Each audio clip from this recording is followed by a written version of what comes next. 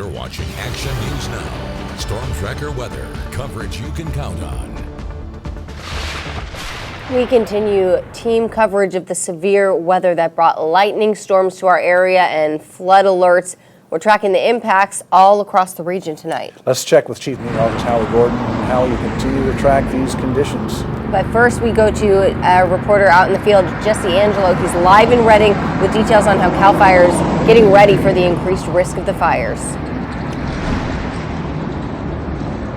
Well, with the potential of thousands of lightning strikes hitting the area, CAL FIRE has set up what they call lightning coordination areas, which are crews on both sides of the Sacramento River Valley that are ready at a moment's notice to respond to any fires that result from these lightning strikes. I spoke with CAL FIRE Law Enforcement Battalion Chief Matt Alexander, who says that even though this fire season has been lighter than many in the past, storms like this one can cause conditions to change rapidly. Relative humidity can change as the weather changes, and we could see red flag conditions such as we are now with lightning. However, we could see a decrease in those humidities, and that will greatly influence fire behavior and cause fires to get bigger faster. And Alexander says that as we get closer to fall, the fuels will continue to dry out more and advises people to stay alert to fire danger. Live in Redding, Jesse Angelo, Action News Now. Thank you, Jesse. And of course, we want to remind you the fire officials say you should report any sign of smoke right away. And now we turn to Chief Meteorologist Howie Gordon. Howie, get us up to speed with the storms moving through the region.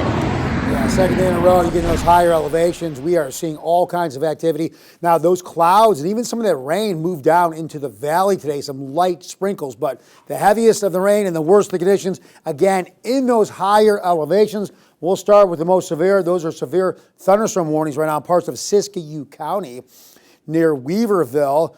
Storms are moving northeast at about 10 miles per hour. We're seeing quarter-sized hail. We're seeing winds at 60 miles per hour. So again, very heavy rain rates as well, 1 to 2 inches or more per hour. Thus, we're looking at flooding because of it. Let's take a wider view. I mean, you cross the valley over to the Sierra, you are seeing just lines and rows of thunderstorms, lightning strike after lightning strike.